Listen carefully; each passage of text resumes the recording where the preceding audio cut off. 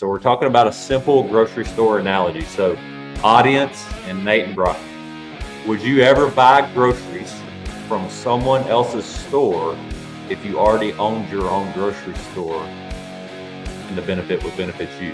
Would you ever walk across the street, Brock, and buy groceries from Nate's grocery store if you had your own? No. Nate, what about you?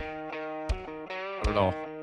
Not at all. Okay. So we've said nothing about becoming your own banker. We've said nothing about cash flow through your life. We've just asked a simple question. And I've asked that question a lot of times. And I know Nate has. And I've never gotten the answer. Oh, yeah, I'd absolutely walk out the front door of my grocery store, walk across the street, and go buy groceries from Brock or Nate's store. Let me be very clear.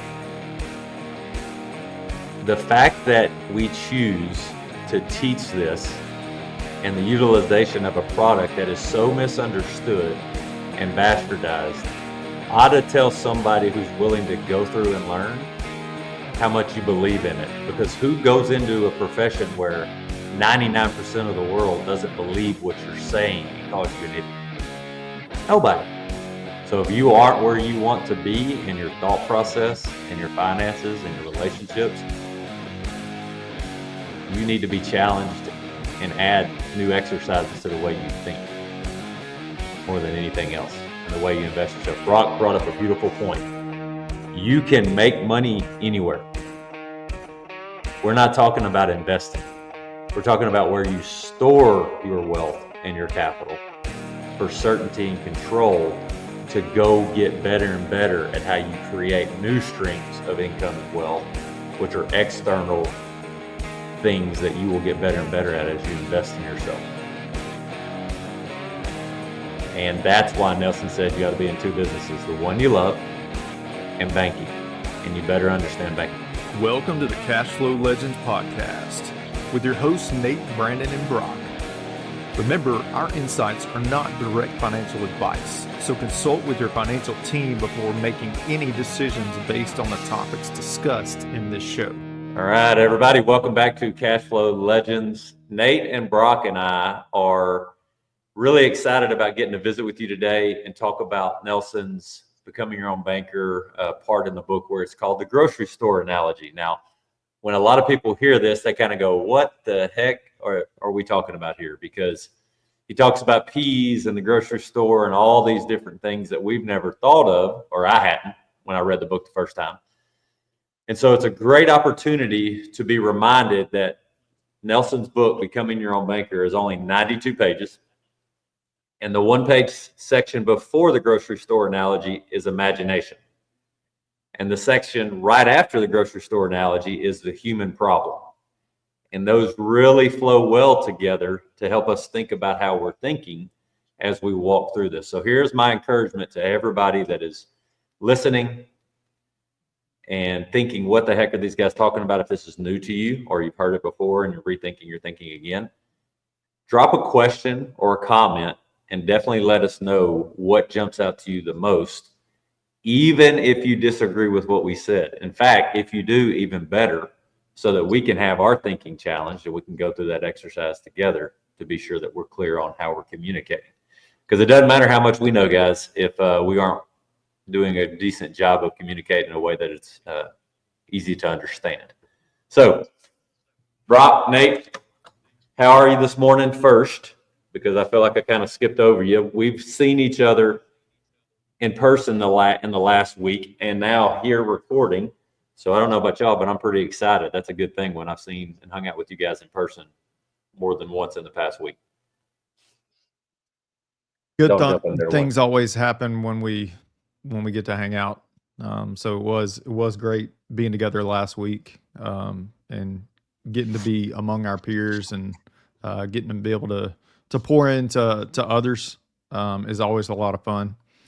And getting acknowledged with rewards for things that we've done in front of our peers is also kind of cool. Not that we do it for the accolades or anything like that, but it's cool to know that that we're working towards something that's important.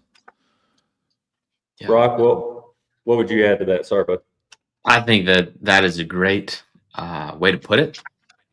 I had an awesome time with you guys. Glad you guys came to Nashville, the better Texas, and it's Masters Week, so I'm having fun. I'm happy. Par 3 contest today, and then we'll roll into the weekend. All right, just so it can be documented, I already asked you before we hit record. Who's your pick for the Masters winner?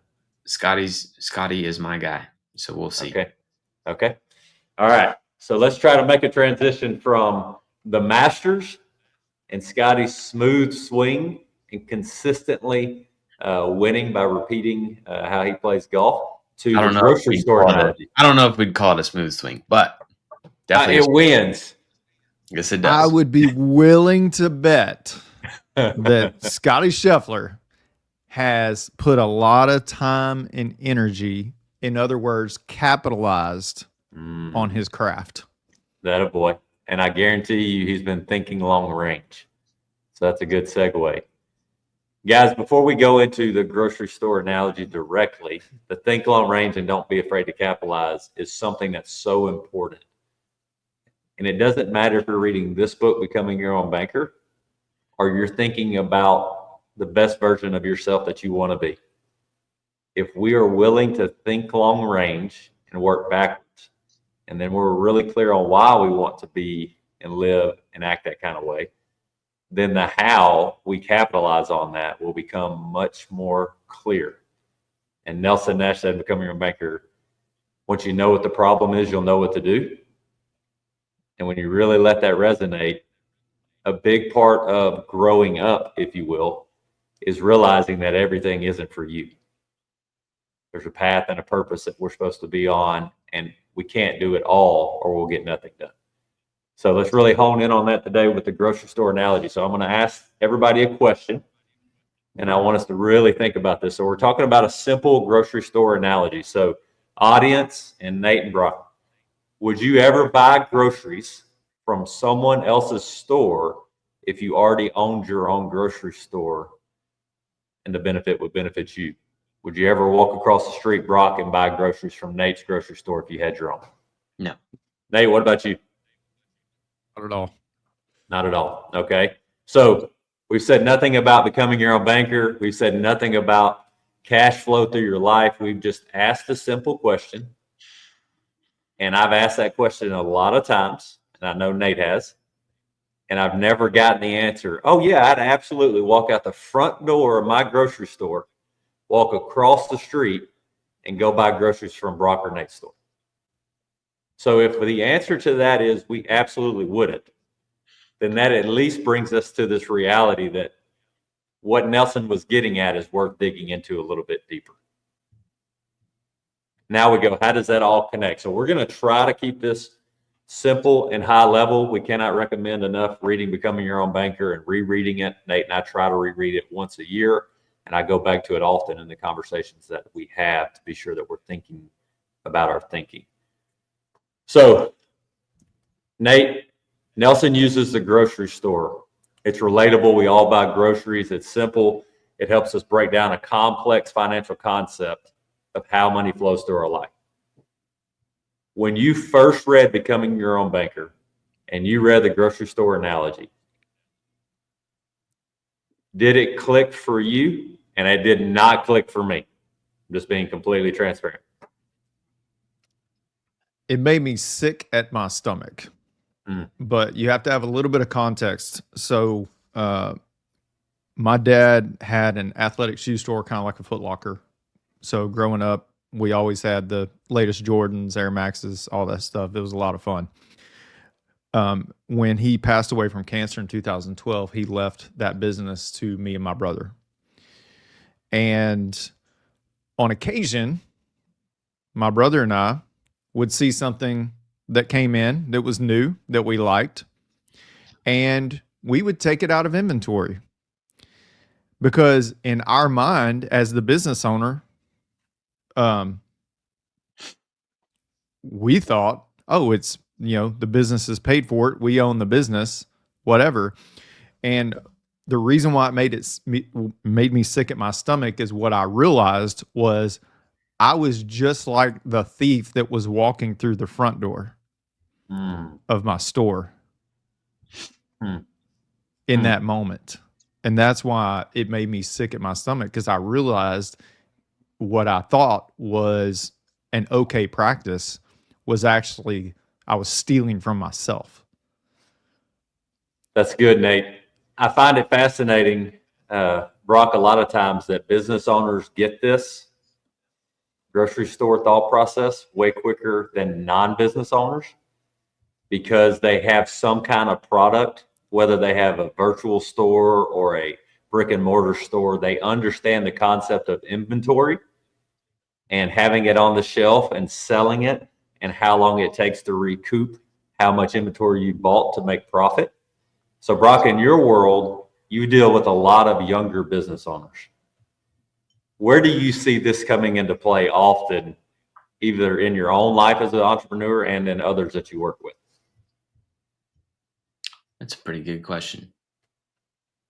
I would say when it comes to younger business owners, younger entrepreneurs, it's so easy to keep your money in your business and then spend it on something and say that you are investing back in your business. The reality is you're not investing back in your business, you're just spending money. I would then also say that a lot of younger entrepreneurs, business owners have trouble with thinking, oh, well, I have all this money in my business account. I can just freely pull it out of my business and spend it on my personal life.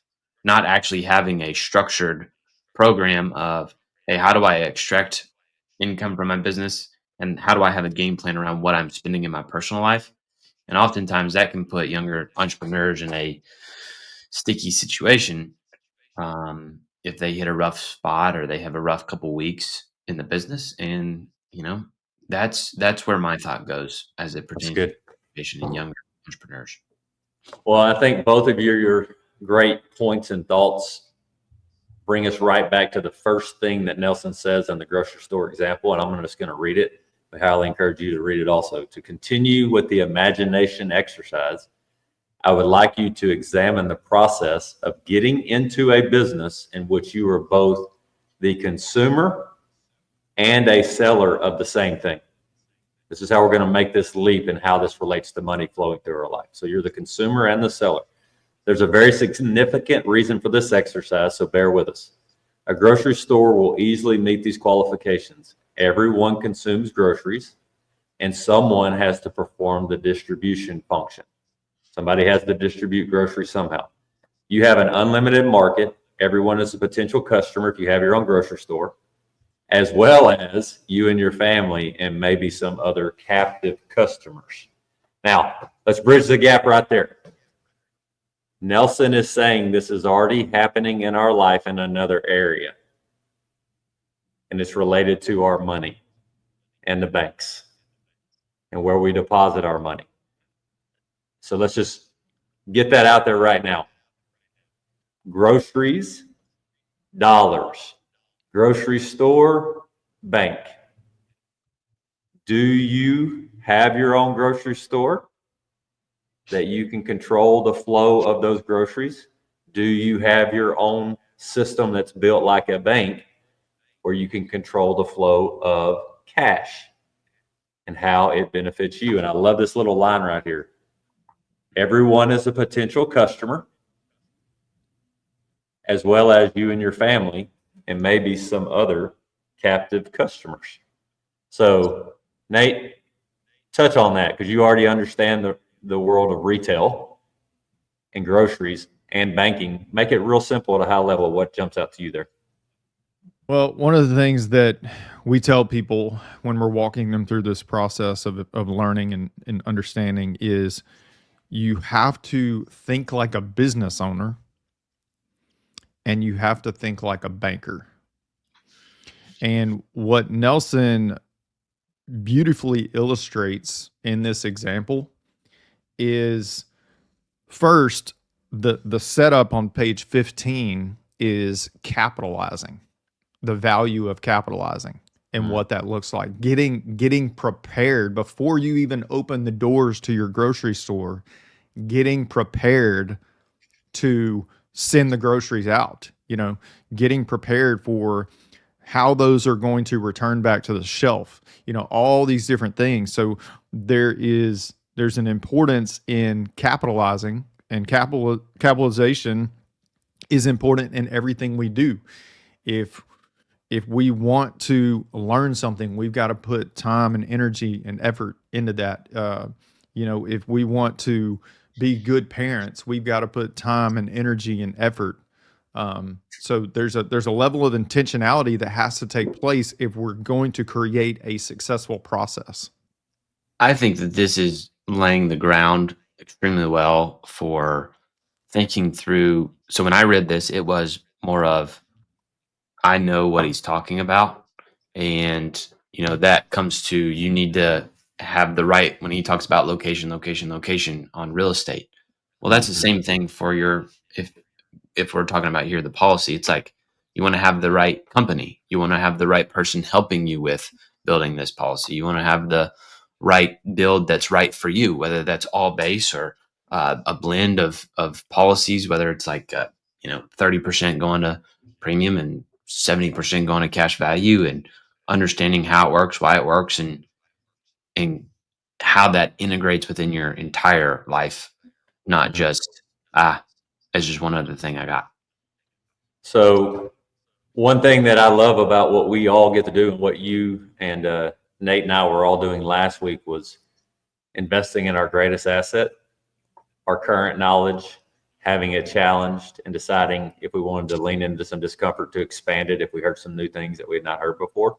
It'd be no different in Nelson's grocery store analogy, like you just said perfectly, Brock. There are always players in any game.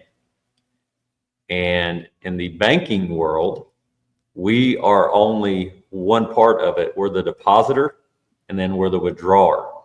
Okay. But we're not the benefactor of anything else going on in the banking function, unless you consider 0.25% of interest as a benefactor, on a regular Chase, or standard savings or checking account.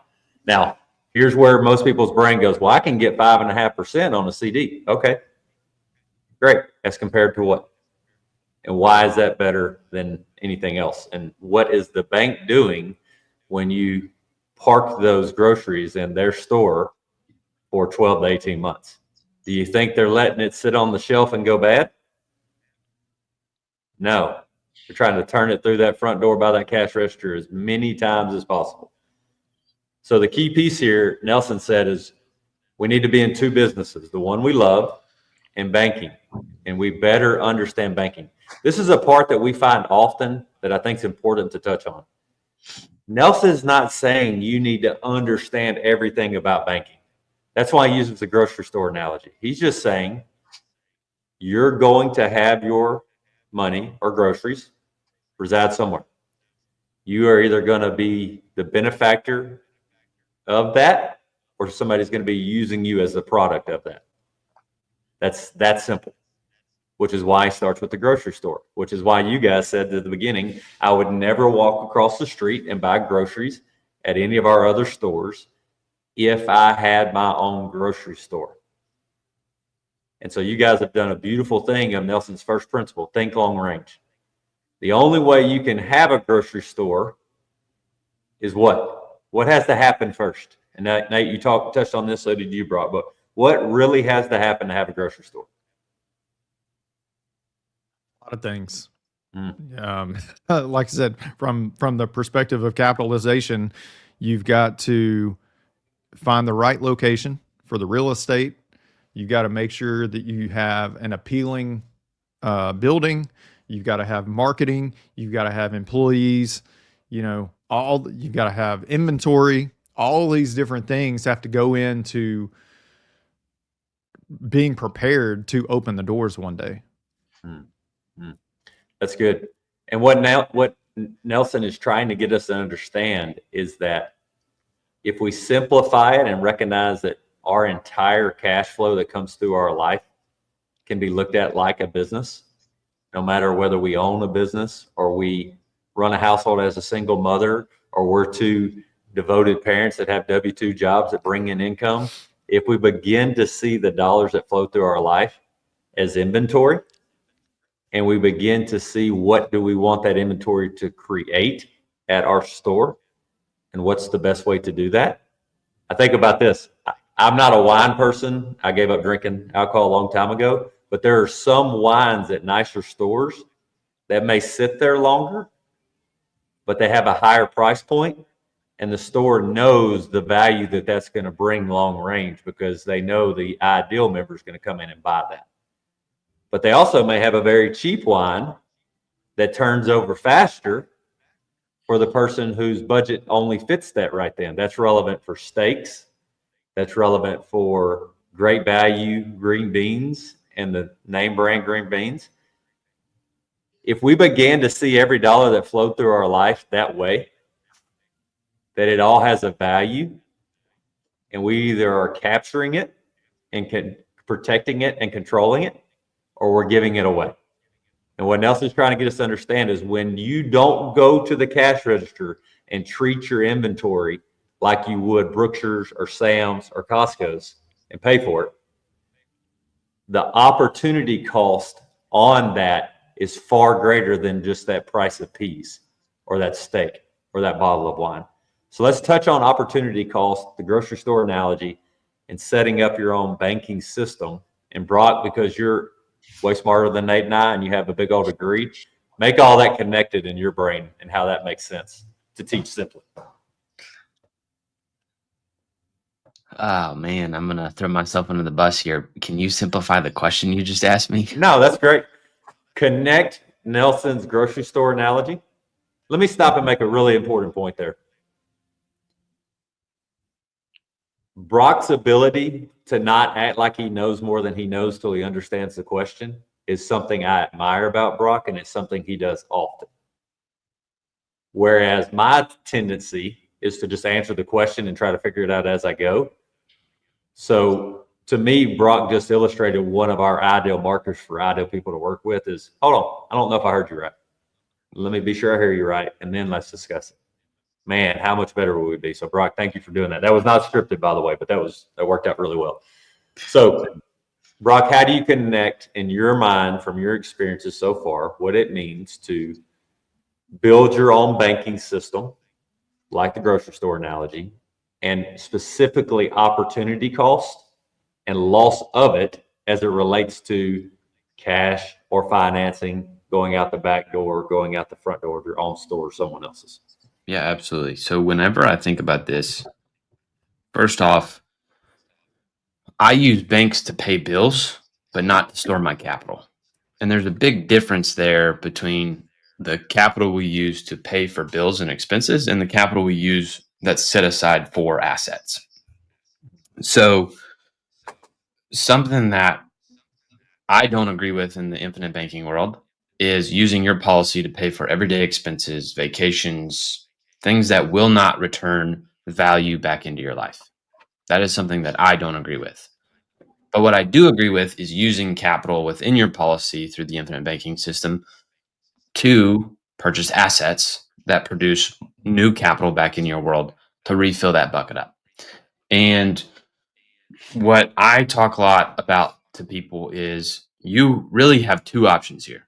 You have option one, which is the world in which most people currently live in, which is you go to work, you make money, you put money in a bank, and then you sit on that money until you find an asset to purchase.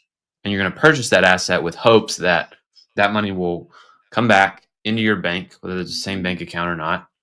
And you just continue to do this over and over again.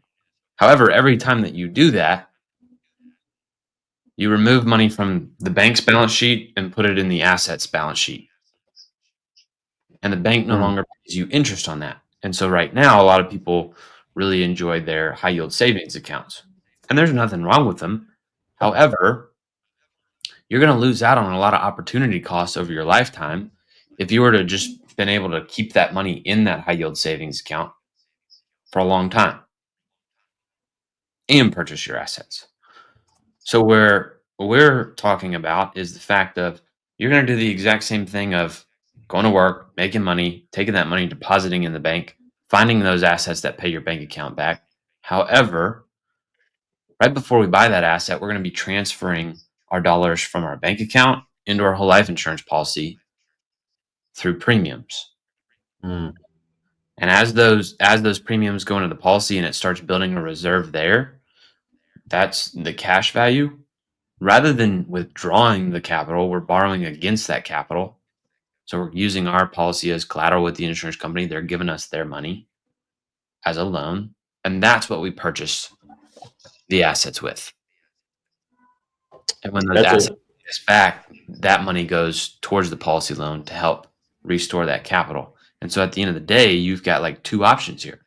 Option one is continue doing what you are doing and save money in a place that has variable interest, that's taxable and open to creditors, or begin saving money in a place that is guaranteed to grow over time with no risk of capital depreciation.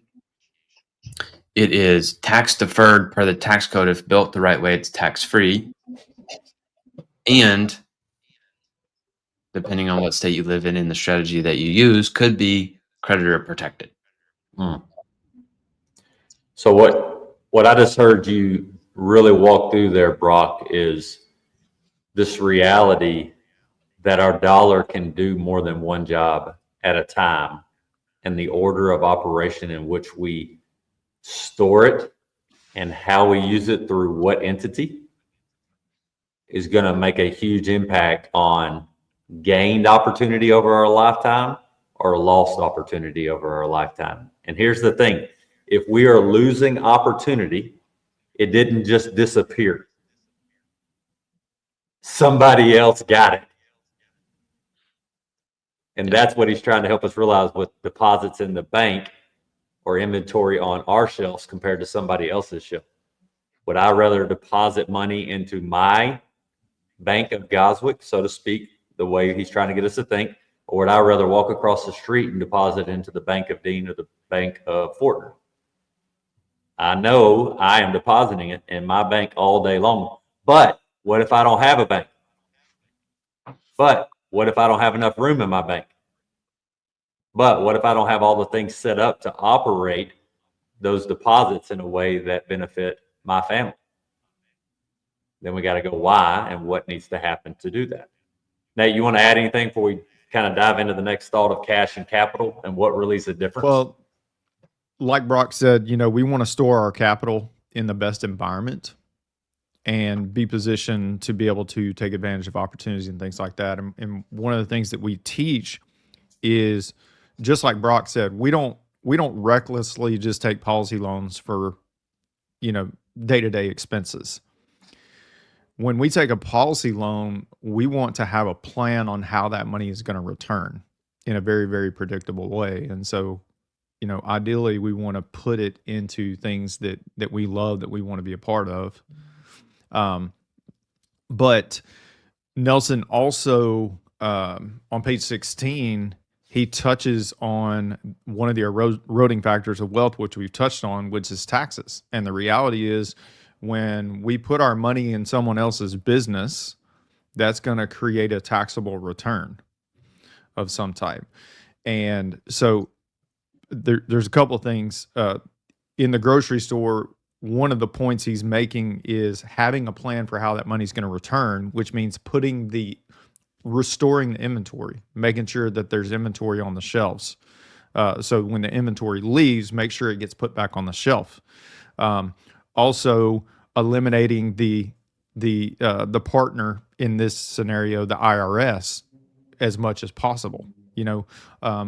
Eliminating the increasing tax burden that you might experience with a very, very profitable business when it is subject to taxation.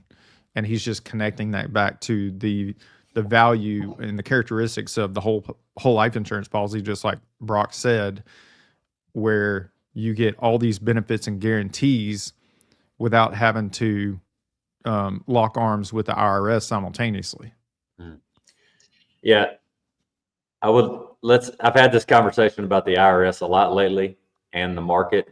Been getting lots of comments and text lately, just as far as our members and questions and things like that. And I really think that's important to emphasize what the difference is between cash and value or capital. There's a very big difference, okay? So I'm going to not butcher this, and I'm just going to read this. This is a good little simple example. Cash is money you have on hand or readily available to spend right away, like what's in your wallet or bank account. Brock made the beautiful illustration earlier of he uses the bank. He uses the bank to pay his bills. He uses his grocery store, i.e. his whole life policies and his ability to get a grocery store built, his human life value. That's the real estate, the land that he can build on, okay? He uses that and the value that's created inside that to go create new streams of money or to take over the banking function and things that he was going to get profited off of that now he can profit from. One of the biggest hurdles for most people to making this that have never been entrepreneurs or had inventory like a grocery store or retail is this reality that there's a cost to anything that we do with cash as well as financing. And Nelson does a great job of illustrating that all through his book. But even if our cash sits, it's losing opportunity. Or if we spend it to buy the thing, we will never get it back to create new future opportunities. And it's interesting. I don't know if you guys notice this, but I do a lot in our conversations with other people. We have a tendency to only think yearly. It's like, well, I lost that opportunity this year or the next, so that's a little bit of interest. No. We're talking about over the next 20, 30, 40, 50, 60, 70 years or the next generation that opportunity is lost. That's a lot bigger number than, oh, my number's better than your number today. And so what you hear us talking about a lot is building a system, grocery store, that can handle over our lifetime and our next generation's lifetime the ability to buy and sell all groceries through our grocery store that we pay for and others pay for at the cash register. So why does Nelson emphasize the cash register as being such an important role in controlling the cash register in our life as it relates to cash and capital and how that works, bro? I would say that, at the end of the day, we all have a finite source of money, right? Mm-hmm. Whatever we have in our inflows, what we have in our outflows, and then what's left over. That is the finite amount of money that we have in our hands to do something with. However, that does not mean we can only use it a finite number of times. This is where we can begin to use it and create multiple jobs on our dollars to create an infinite use of our dollars. Well, if I control the cash register, I know that I can take money out of the cash register and do one of two things. Put it in something that does not put money back in the cash register, or put it in something that returns money to the register. And if I do it correctly, that cash register will then begin to overflow. So then I have to go buy another cash register to create more opportunities to create more, because what I'm doing is I'm being a good steward of that capital, taking the cash out of the cash register and deploying it somewhere else to bring back more dollars. That's good, Brock. And I'm going to add this. You just touched on it, and I'm going to segue it over to Nate. What Brock just alluded to there so beautifully is that he's making it clear that it's not someone else's cash register. Because our money is already going to go to cash register somewhere. Somebody's going to control it. It's either someone else or us. So Nate, the question is whose cash register is your cash flowing through? And at what percentage? That's the real percentage we ought to be tracking, in my opinion. Expand on that a little bit. I mean, the simple version is who controls the banking function in your life. How much control of capital do you actually have as far as the money that's flowing through? And when we talk about control, what we're really saying is like, how many benefits and guarantees are you getting from the dollars that are flowing through your hands? Because if we're not getting benefits and guarantees, well, then somebody else is. And this whole concept of putting the inventory or paying retail for your groceries that he illustrates here. He is setting us up for a later section in the book called economic value added. And what that means is an EVA for short. This came out, I think, in Fortune magazine in like 1993 is the article that he cites, where what they discovered is that your own capital has a cost plus what has been borrowed from banks. And so recognizing that there's a cost of capital and everything we do is going to be really important. And it's going to ultimately determine how profitable we are and how we treat our money. Recognizing opportunity cost and what that can create, or what that can detract from what we're wanting to do. Brock and I had a great conversation with a couple yesterday where we laid out sort of the economics. Brock more than me, I was just kind of hanging out listening a little bit, but laid out the economics of opportunity cost, because they were thinking through some decisions on what they were wanting to do with money. And one of the questions they had was, when should I borrow from my policy if I've got the cash in the bank? And so what Brock took them through is an exercise of understanding the economics of their decisions. But conceptually, we didn't really get to the question of who's the owner in these two scenarios. Do you have ownership in this bank? Do you have ownership in your policy? Where's the profitability going to come from those two transactions? What that's going to look like. And so the economics in and of itself look really, really great from that perspective. But conceptually, going back to the very first question that we talked about, it was a no-brainer. We all answer that question the same way. That's exactly right. Yeah, guys, I love y'all a lot, but I am never walking across the street to buy groceries from your grocery store if I have my own. Unless you're broke. Unless you're broke, then I'll come help. Thank you. You're welcome. But you think about this, and Nelson emphasizes over and over again, this is a process of taking over the banking function in our life with long-range thinking. The only way we can do that is to build a place where we can make that happen over our lifetime. That's it. It requires long-range thinking. So Nate and I say often from our mentors, this is a process, and feeling like you may take 2 steps back to slow down, to guarantee, or to create much more certainty in taking 10 steps forward. Okay. And we don't really think about often what value certainty and control brings in our life, and what flexibility, because we've only ever been raised in a system that says pay cash or finance. We've never been raised in a system that you can control both of those scenarios at your own grocery store through your own economic value and through your own human life value. We're just the way that you can do that. So they're hidden. Yep. I think one of the things that we need to address here, especially as we talk about the grocery store, is that there's a big difference between saving and investing. Good. What we're doing here is we're talking about the act of storing capital to invest, not investing. Yes. And there are so many paths that we could go down where, people say that they are retirement savings plans. They're not savings plans, they're investment plans. And if somebody was to say, oh, well, I can keep cash in my retirement plan, I'd say, okay, like you're not. I highly doubt you're not, because the likelihood is you're just in a money market or a target date fund. A target date is what I meant, but you're probably in a target date fund waiting and investing that money. Whereas we could also go down the path of where are you storing your capital to have the most control and safety. If you look, if you actually took the time to look at banks, this is something we talk about a lot in the Lifestyle Investor Group.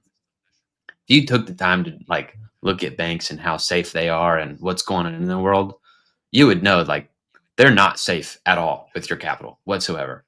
They don't have the money sitting in the bank. They're lending out $10 to your $1 when you deposit it.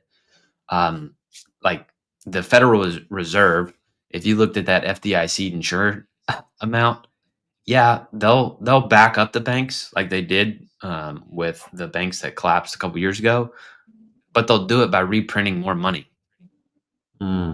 There's a massive deficit of what is FDIC insured and what they actually have on hand to protect us. And so there's so many paths that we could go down, but one of the things that you need to be very clear on is there's a big difference between saving and investing. Saving is storing capital to be prepared to take the next step on an investment, while investing is you're taking that capital and putting it into something that is at risk and growing at risk. That's good. One of the things. So go ahead, Nate. I had to pull this quote up because it immediately reminded me. Henry Ford said, "It is well enough that people of the nation do not understand our banking and monetary system. For if they did, I believe there would be a revolution before tomorrow morning." Yeah, I'm reminded of something Ryan Griggs said at the think tank recently. Ryan Griggs wrote a great book, How to Buy a Whole Life, and it really talks about the internal mechanics of what's really going on with whole life insurance and mutual companies that we choose to utilize to get these policies. And he said, let me be very clear. The fact that we choose to teach this and the utilization of a product that is so misunderstood and bastardized ought to tell somebody who's willing to go through and learn how much you believe in it. Because who goes into a profession where 99% of the world doesn't believe what you're saying and calls you an idiot? Nobody. And the thing that I'm learning is this. It's almost always the things that we have to unlearn, which Nelson said beautifully a lot, that are the most important things that have to occur before we can learn something new, which requires a whole lot of humility and willingness to go, I don't know everything. Or as Brock illustrated earlier, hey, do you mind repeating that question even if I look a little silly for a second? These things are how we get to where we want to go if we're not there yet. I'm certain of that. I will have a discussion with you all day long about that. So if you aren't where you want to be in your thought process and your finances and your relationships, you need to be challenged and add new exercises to the way you think more than anything else and the way you invest yourself. Brock brought up a beautiful point. You can make money anywhere. We're not talking about investing.